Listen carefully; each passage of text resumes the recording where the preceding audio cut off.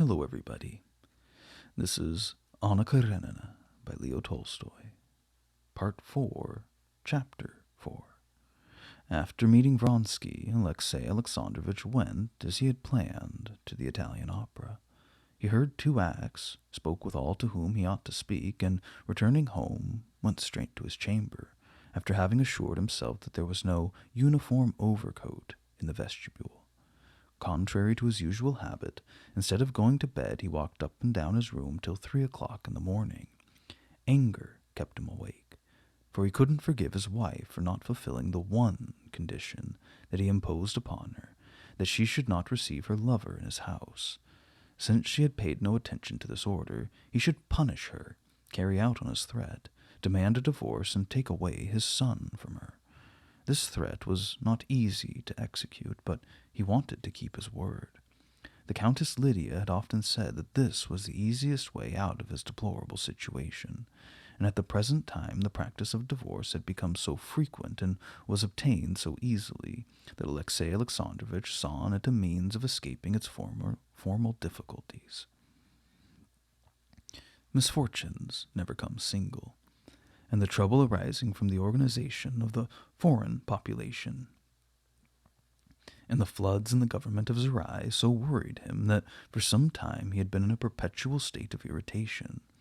He passed the night without sleeping, his anger increasing all the while, and at last, from sheer exasperation, he left his bed, dressed hastily, and went to Anna as soon as he knew she was up.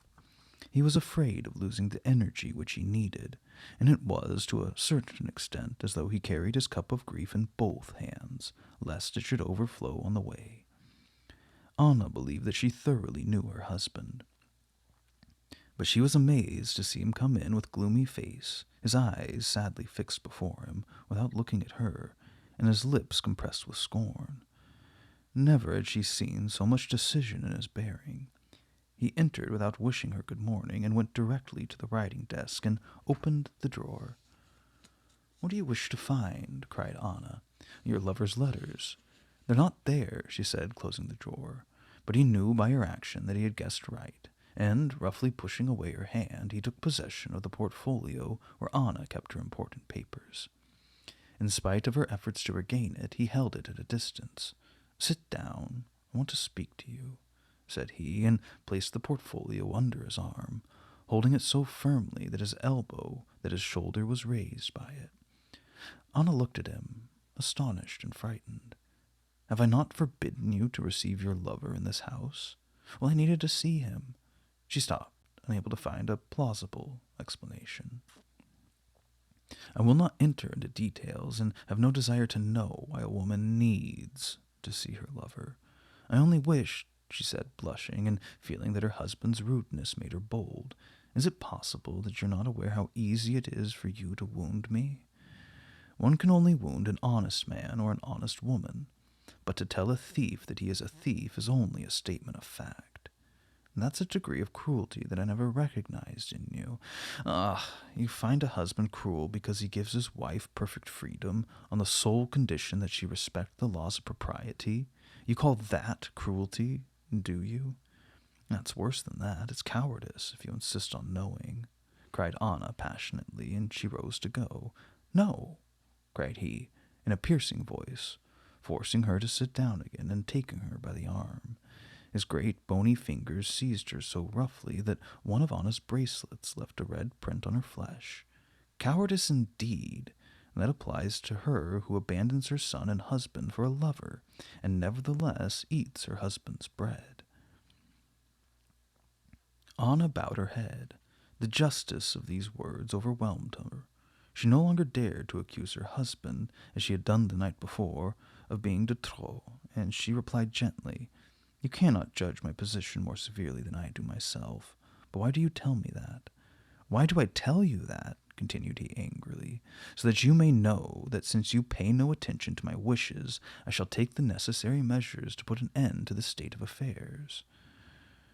"Soon, very soon, it will terminate itself," said Anna, her eyes full of tears at the thought of that death which she felt near at hand and now so desirable. "Sooner even than you and your lover have dreamed of. You only think of yourself. The suffering of one who has been your husband is of little interest to you. What does it matter that his life has been turned upside down, that he suffers? In his emotion, Alexey Alexandrovitch spoke so rapidly that he stammered, and this stammering seemed ridiculous to Anna, who nevertheless immediately reproached herself because she could be sensible to the ridiculous at such a moment. For the first time, and for a moment, she understood her husband's suffering, and pitied him. But what could she do, except be silent and bow her head? He also was silent, then began again in a severe voice, emphasizing words of no special importance. I came to tell you.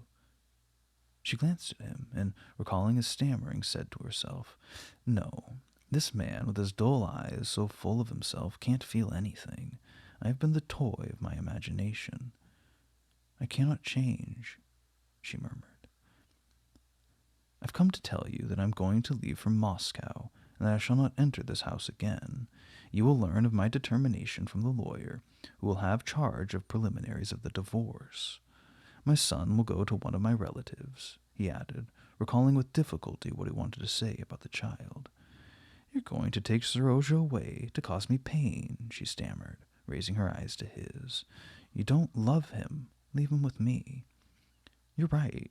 The repulsion that you have inspired in me reflects on my son, but I shall keep him nevertheless. Good morning.